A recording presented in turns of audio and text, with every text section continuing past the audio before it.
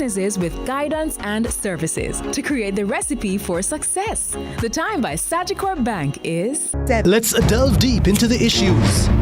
We'll take you beneath the surface. Greetings and salutations. My name is Orville Higgins and it's another edition of Fan Central. Talking to the people at the heart of the top sporting stories. Hear from your favorite sportsmen and women and the administrators who work tirelessly to make it all happen. It's live sports talk. I've written an entire article. Yes. Looking at all the major issues every Tuesday at 9 p.m. It's Fan Central.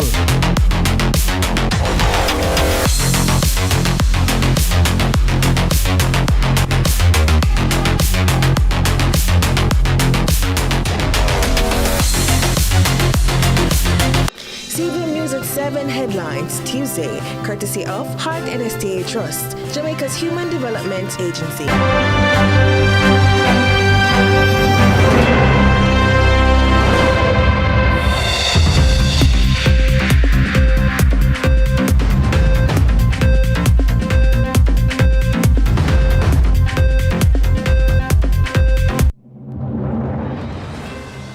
Coming up in CVM News at 7, a tragedy at Maypen Station. Police constable found dead inside office identified.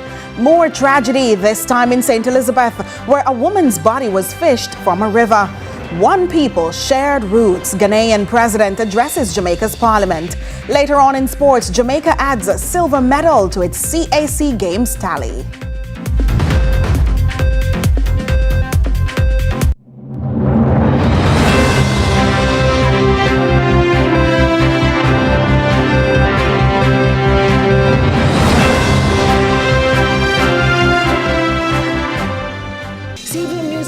Headlines Tuesday, courtesy of Heart NSTA Trust, Jamaica's Human Development Agency.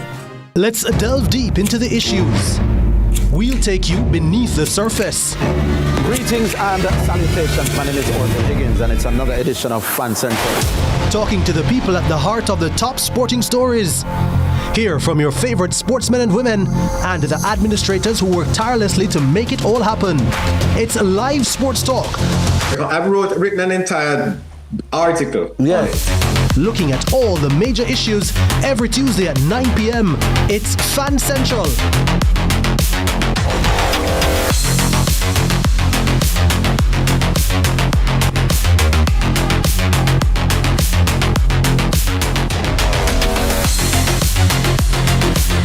CVM News at 7 Tuesday, brought to you by...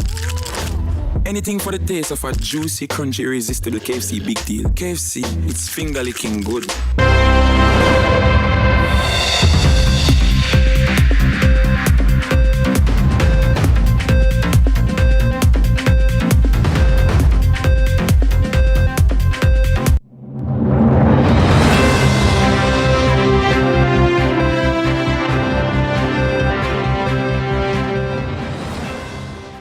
From Kingston, Jamaica, this is CVM News at 7 for Tuesday, August 4, 2026. I'm Nika Lewis. Thanks for joining us. A police constable attached to the Transport Department in the Clarendon Police Division has been found dead inside the Maypen Police Station. The deceased has been identified as Constable Kenroy Pitters, a native of Mile Gully in Manchester, who is believed to have been in his early 30s. Preliminary reports are that shortly before 6 Monday evening, officers became concerned after they were unable to locate Constable Pitters. The office door was forced open and the constable was found inside with a wound to his neck. Police processed the scene late into Monday night at the rear of the Maypen Police Station, which also houses the Clarendon Divisional Headquarters. Sources indicate that Constable Pitters had previously been reassigned from frontline duties to the Transport Department following concerns about his mental health. Investigations into the circumstances surrounding his death are ongoing. Meanwhile, the body of a 50-year-old woman was fished from a river in Lacovia, St. Elizabeth late Tuesday afternoon after she was reportedly killed and thrown in the water by her spouse. She has since been identified as Nicole Brown, a farmer from the Barton Wharf community in the parish. Reports are that Brown was last seen on Sunday. Relatives became concerned after she failed to return home on Monday, prompting a search and inquiries into her whereabouts. Residents reportedly confronted Brown's spouse Monday night, demanding answers about her disappearance. He was subsequently mobbed before police intervened and rescued him. The man was taken into custody after residents accused him of killing Brown and disposing of her body in the river. Meanwhile, family members described Nicole as a hardworking farmer who was well known in the community. By the school where she worked, that was the last time I see her, because she's not a person who loves goat. It's from her home, taught her school, or sometimes she got Santa. She don't go be taught her sister them. She's not the type of girl go. She don't got nobody play. She's a nice cousin to us. And she's a loving cousin. She lose her son, and now they take her life. She was a good person, worked hard to living, raised plenty chicken and pig and then something there. And his mother now work at the basic school out of the church here. I get to find out, say, him and the man a friend and them go live at the man yard together. So I don't know any close relationship more and so. In the meantime, while expressing that an incident like the killing and dumping of Nicole Brown has never happened in the Barton Wharf community, Member of Parliament for North West St. Elizabeth, Andrew Morris, reassures his constituents that he will continue his push for perpetrators of domestic violence to be brought before the courts. There was a special joint sitting of the House of Representatives today as Ghanaian President John Dramani Mahama addressed the nation. He says his state visit to Jamaica represents more than a diplomatic engagement, describing it as a reunion of history and family. Addressing a joint sitting of Parliament, President Mahama says the deep connection between the two nations was forged through a shared struggle for freedom and continues to inspire cooperation across the African diaspora. Gathering here today is much more than a diplomatic engagement. It is a reunion of history. It's a celebration of our shared heritage and a reaffirmation that although the Atlantic Ocean may separate our shores, it can never diminish the bonds that unite our people. The relationship between Ghana and Jamaica is unlike many others in the community of nations. It was not forged by treaties alone. It was forged through shared sacrifice, sustained by resilience, and strengthened by a common belief in freedom, justice, and human dignity. Prime Minister Dr. Andrew Holness has reaffirmed Jamaica's commitment to strengthening its long-standing partnership with Ghana. The Prime Minister says both countries must now build on their shared history by expanding cooperation in areas such as trade, diplomacy, and development. Jamaica and Ghana share an exceptional relationship rooted in ties that predate the establishment of diplomatic relationships on the 8th of May, 1968. The cultural, linguistic, and spiritual heritage carried from the Gold Coast remains woven in Jamaican society. Through geography, history, and heritage, we are united. Meanwhile, the People's National Party has also welcomed President of Ghana John Dramani Mahama to Jamaica, but is calling on the government of Jamaica to explain why the country did not publicly co-sponsor a landmark United Nations resolution on reparatory justice. The opposition says the visit provides an opportunity for greater transparency. Carla Ramdeen reports.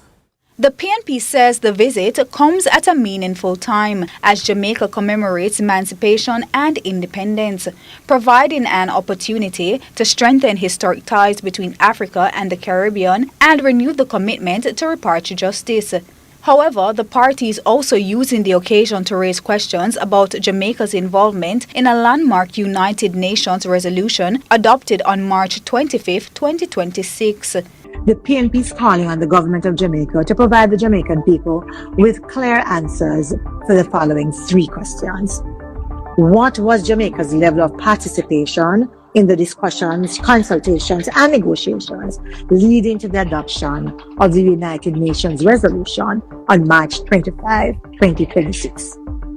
Was any request made formally or informally to the government of Jamaica, the Prime Minister, any government ministry, or the National Council on Reparation seeking Jamaica's sponsorship or co-sponsorship of the resolution before the vote? If such a request was made, what considerations informed Jamaica's decision not to publicly co-sponsor the resolution? PNP chairperson Dr. Angela Brown-Burke notes that the resolution was introduced by Ghana on behalf of the African group and co-sponsored by several countries, including nations from the Caribbean. However, Dr. Brown-Burke says while Jamaica voted in favor of the March 25 resolution, recognizing the transatlantic slave trade and racialized chattel slavery as being among the gravest crimes against humanity, it did not publicly co-sponsor the measure. This is more than a procedural matter. It concerns Jamaica's standing and leadership in the global reparation movement. As the first Caribbean country to establish a national council on reparation, and as a nation that has consistently championed reparatory justice through CARICOM and other international forums, Jamaicans deserve a clear understanding of why our country did not publicly co-sponsor this landmark resolution. Dr. Brown-Burke says the government should use the occasion of President Mahama's visit to provide Jamaicans with a comprehensive account of the country's role in what the opposition PNP describes as a historic international initiative. We warmly welcome President Mahama to Jamaica and his delegation as we celebrate emancipation and independence and reaffirm our shared commitment to reparatory justice. Jamaica has earned international respect for its leadership on this issue, and it is entirely appropriate that the Jamaican people understand our country's role in one of the most significant milestones in the global reparation movement. Carla Ramdeen, CVM News. You're watching CVM News at 7. More in just a moment.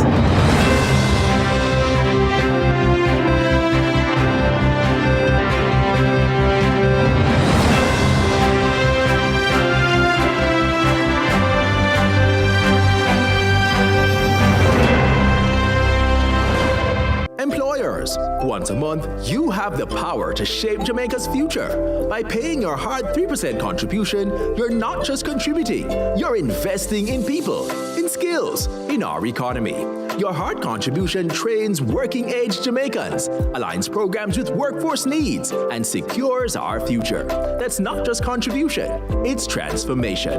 Contribute to heart and to your future. KFC Summer Bucket. Chicken, McDeal, super chicken. This KFC bucket deal has you thinking chicken. Get the summer bucket for $4,700.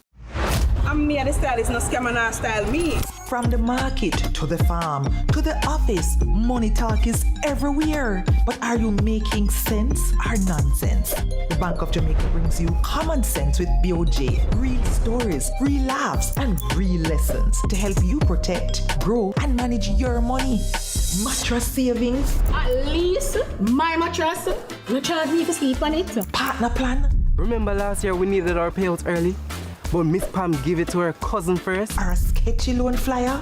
Electrifying deals. See why making the right financial choices is pure common sense. Brought to you by Bank of Jamaica, empowering everyday Jamaicans one episode at a time. Grandpa, it's 2026. You can't keep hiding all your money in every single pocket forever.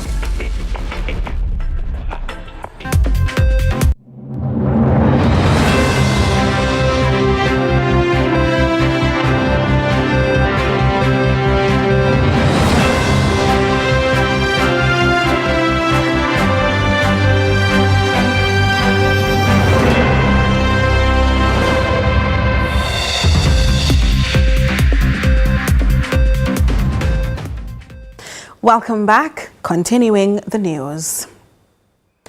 A proposal to expand trade ties between Africa and the Caribbean is gaining momentum, with Ghana signaling plans to push for the region's inclusion in the African Continental Free Trade Area. We hear more in this report from Crystal Williams. Prime Minister Dr. Andrew Holness says this state visit underscores a strong and growing partnership, as well as a deepening of the cooperation between Jamaica and the Republic of Ghana across key sectors. Mr. President, your visit solidifies the long-standing diplomatic relationship between our two countries.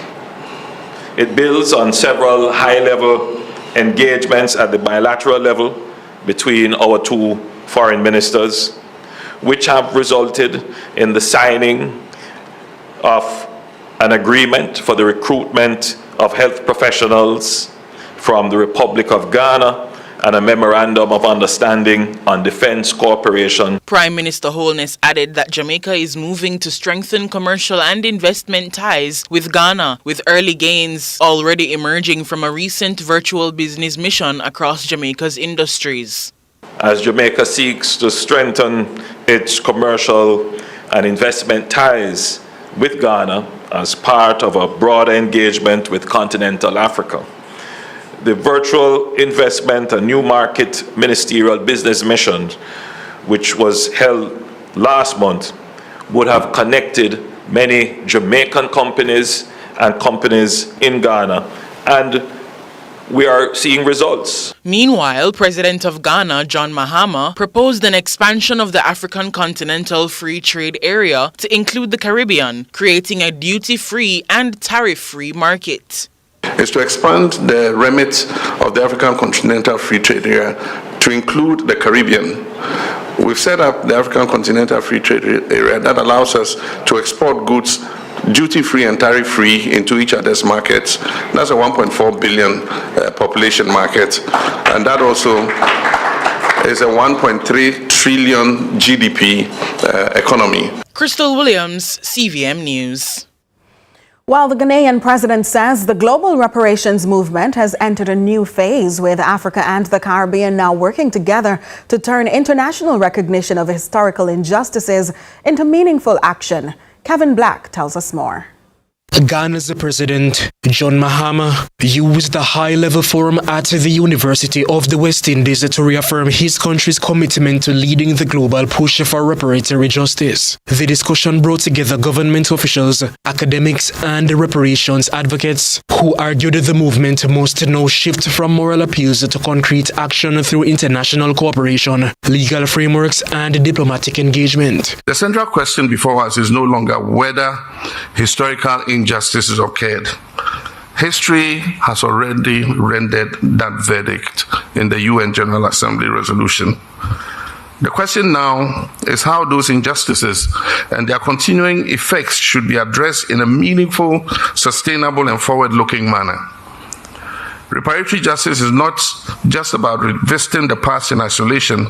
It's about addressing the continuing consequences of that past. President Mahama said the recent United Nations resolution declaring the transatlantic trafficking and chattel enslavement of Africans the greatest crime against humanity has created new momentum, while emphasizing that reparations extend beyond financial compensation to include restitution, accountability, education, and the restoration of dignity. Reparations involve not only financial compensation, but also restitution, rehabilitation, guarantees of non-repetition, historical accountability, and the restoration of the dignity and rights of African peoples and people of African descent.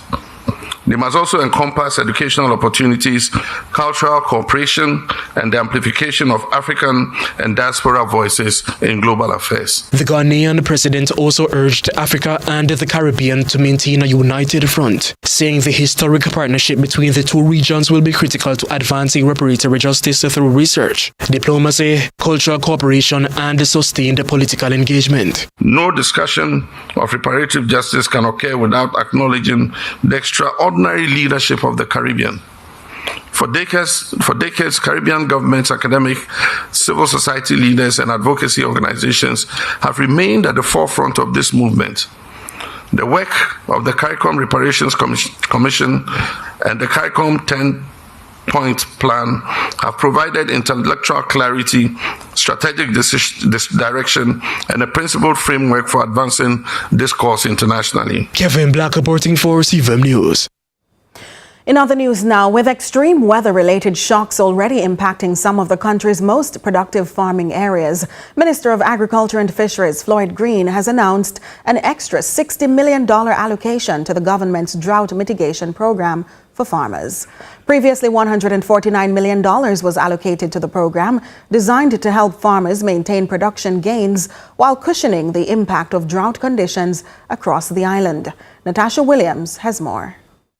Agriculture and Fisheries Minister Floyd Green says the proactive approach taken to embark on a drought mitigation program was to combat the effects of the rising temperatures the island is now experiencing. However, Green stressed that with the island's drought conditions now at its peak, the initial investment of $149 million will need an extra boost to protect farmers and their produce against this extreme heat.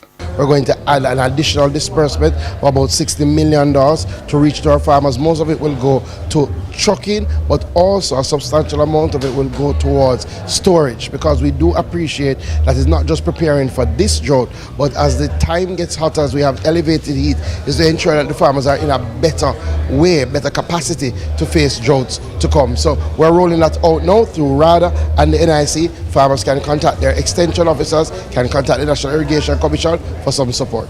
The minister disclosed those plans in an interview with CVM News at the 72nd staging of the Denby Agricultural, Industrial and Food Show on Saturday. Meanwhile, Executive Director of the Tourism Enhancement Fund, Dr. Kerry Wallace, says that the tourism sector has also been playing its part to ensure the agricultural sector bounces back quickly. Last year, and of course, it was crucial that not only tourism rebounded, but tourism cannot rebound unless other sectors rebound. And so we partnered with the agricultural sector and facilitated water tanks. We facilitated new seedlings for them to be able to plant again and get back up as quickly as possible so that they can continue to supply the tourism sector. Dr. Wallace, in endorsing the agricultural event, says while the emphasis is usually placed on a country's physical aesthetics to appease to its visitors, an outstanding cuisine sets it apart.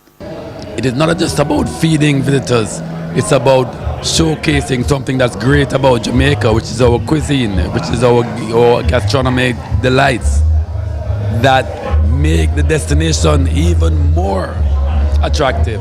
It's one thing for a visitor to go on a holiday somewhere where you have sun, sea and sand and beaches and waterfalls. It's another level when they have outstanding cuisine to benefit from and enjoy. Natasha Williams, CVM News. In the meantime, in a time when mental health concerns are again rising, Jamaican Film Festival, Films That Move, is on a mission to use storytelling through films to spark conversation, promote mental well-being, and inspire social change.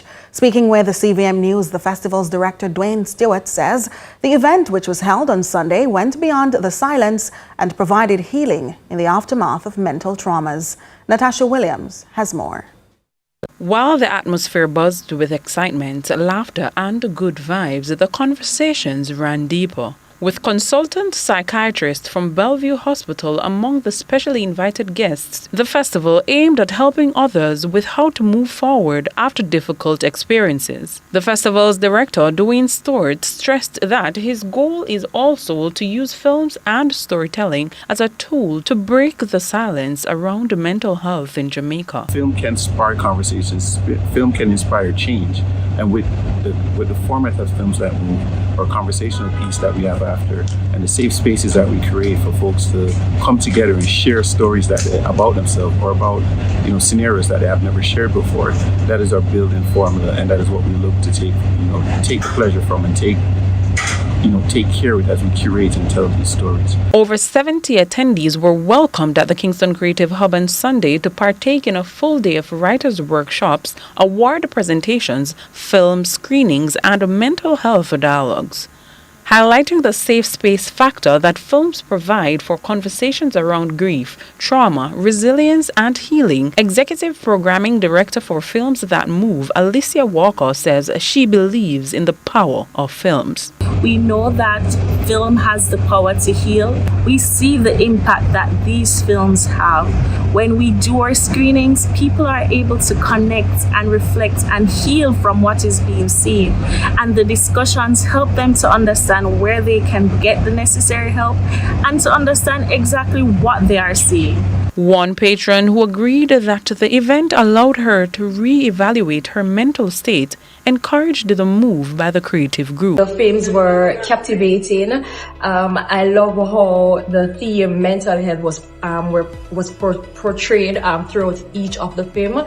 It really caused me to kind of look within my own life and see what I might be struggling with and how I can cope. I love the fact that during the discussion we talk about cultural therapy, kind of trying to break that generational curse. I really feel like a lot of this can be done from the grassroots, so within the homes, and then it goes into the wider community. We look forward to build, continue growing, and partnering with schools, embassies, organizations, anyone else that would like to curate these packages where we can take film, take cinema to teach, empower, educate, and create social impact. The 9th staging of Films That Move Festival is slated for December 6, 2026. Natasha Williams, CVM News. Fewer than 48 hours after the curtains came down on Emancipation Day celebrations, the issue of Jamaica's transition to a republic is back in the spotlight as the government and opposition are trading blame over the delays in the country's transition to a republic. The governing Jamaica Labour Party is accusing the opposition PNP of delaying the process. While the opposition says it supports the push towards republic status, they believe that the government's proposal does not go far enough. Carla Ramdeen reports. Chairman of the Jamaica Labour Party's Communications Task Force, Senator Abka Fitz-Henley, is calling on opposition leader and the PNP president, Mark Golding, to abandon what he describes as the PNP's, quote, flip-flopping and delay tactics and allow Jamaica to become a republic. Senator Fitz-Henley explains that Jamaica's constitution mandates cooperation from the opposition for the British monarch to be removed as head of state and paving the way for Jamaica to become a republic. Jamaicans might note that the opposition leader stood in Parliament and committed to moving forward concerning areas of constitutional adjustments where there is agreement between the administration and the opposition. He alluded to Jamaica deposing of the UK monarchy as head of state as among the areas of agreement where action should be taken with alacrity. However, the opposition leader made a sudden U-turn. It was around the time when he was still a citizen of the UK. I'm not sure what attended upon his mind. However, as Jamaica begins to celebrate 64 years of independence, I think now would be a good time for the opposition leader to commit to abandon delay tactics and move forward towards Jamaica achieving republic status. Meanwhile, opposition spokesperson on culture, creative industries and information, Nikisha Burchell, says the PNP supports Jamaica becoming a republic, but she argues the country deserves more than what the government is proposing, describing it as, quote, a republic in name only.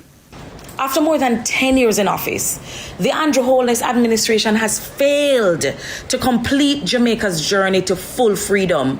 Now, instead of taking responsibility, it is trying to blame the very opposition that has consistently offered its support for complete constitutional reform. The irony. The public record is there for every Jamaican to see.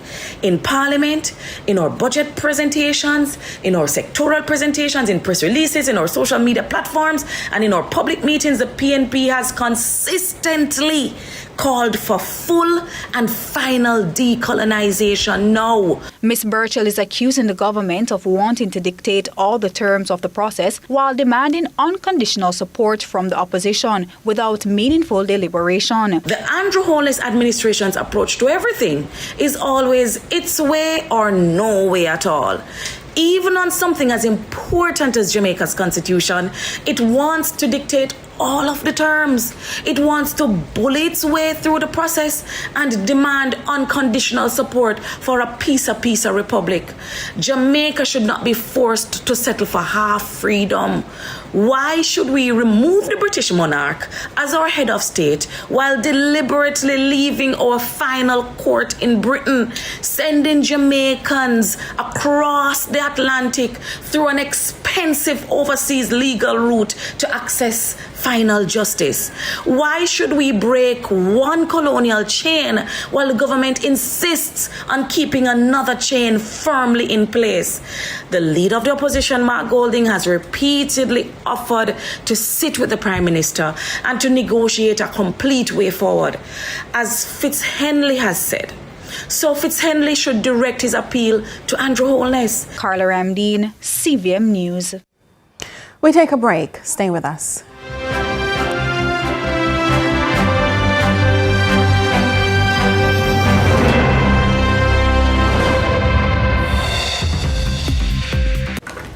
KFC Summer Bucket. Chicken, McVideo, super chicken. This KFC bucket deal has you thinking chicken. Get the summer bucket for $4,700. Watch Walking on the Word with Apostle Professor J. Andrew Scott every Sunday morning at 9:30 a.m. An apostle, cause 3 contracts to be released to you. So as of tonight, the realm of the supernatural is active and activated to cause 3 contracts. In Jesus' name. KFC Summer Bucket. This KFC bucket deal has you thinking chicken. Get the summer bucket for $4,700. The time by KFC is 7:30. Much cheaper toll rates on Trans-Jam highways with a T-Tag until October 31st. Ready to get your T-Tag today? Good news! T-Tag packages are discounted by 50%, down to $1,250 until September 30th. The package includes $500 toll credit that you can use right away. Get your T-Tag today from any manually operated toll booth on Trans-Jam highways or Rubis gas station on the Portmore Toll Road.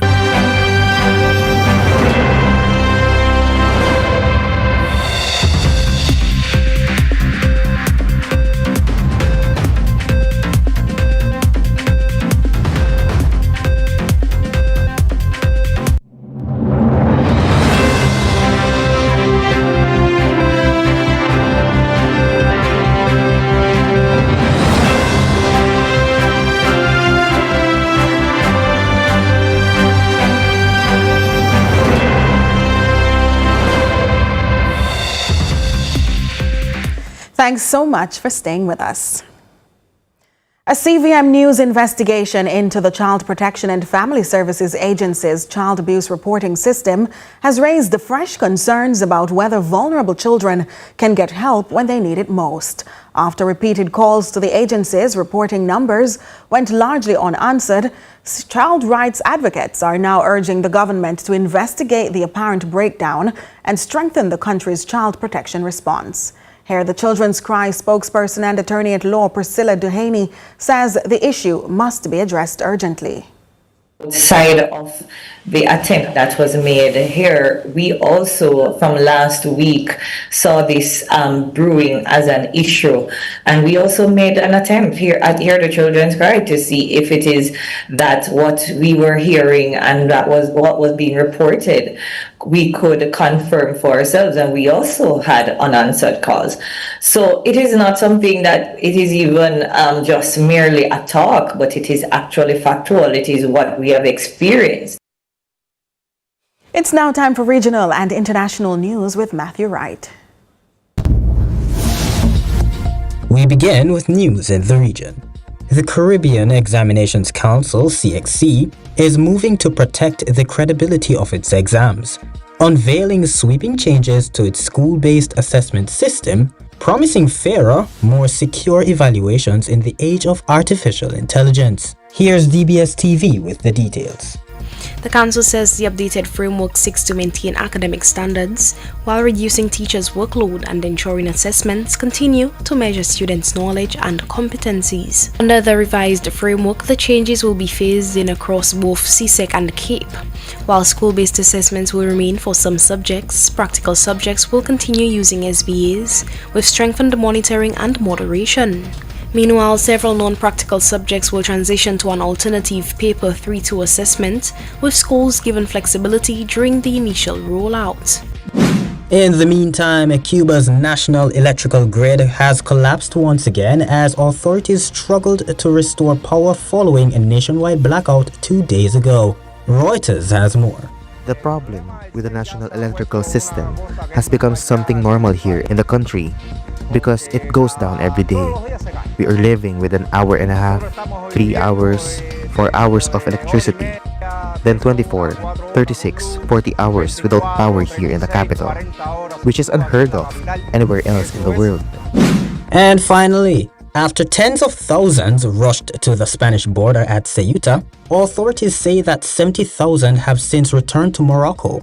However, there is also hope and anxiety for Moroccan families who are desperately searching for their loved ones. Here's France 24 with this report. Days now, these mothers and fathers have been searching for their children. Some have received no word since tens of thousands illegally headed to Ceuta last week, either by foot or swimming there. This after false rumors on social media spread saying the border was opening.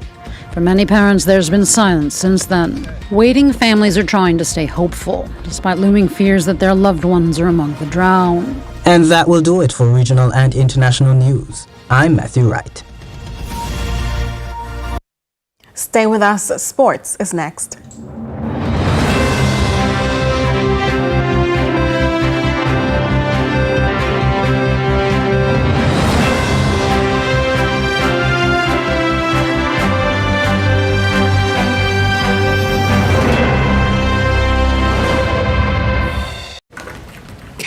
Summer bucket.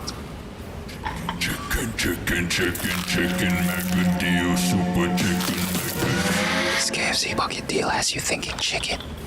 Get the summer bucket for $4,700. Let's delve deep into the issues. We'll take you beneath the surface. Greetings and salutations. My name is Orville Higgins, and it's another edition of Fan Central. Talking to the people at the heart of the top sporting stories. Hear from your favorite sportsmen and women and the administrators who work tirelessly to make it all happen. It's live sports talk. I've written an entire article. Yes. Looking at all the major issues every Tuesday at 9 p.m. It's Fan Central.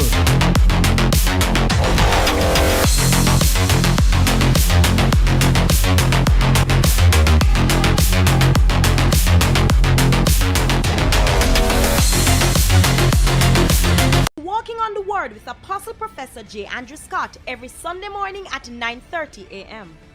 Hallelujah. And then you have some people now where you look forward for them. They bring a joy to you. They make you laugh. When you see them, they make you give you a good vibe. And then people that you want around you, man. Hallelujah. Hallelujah. Now follow me with your heavy self, man. Sure. Your heavy down, so. Hallelujah.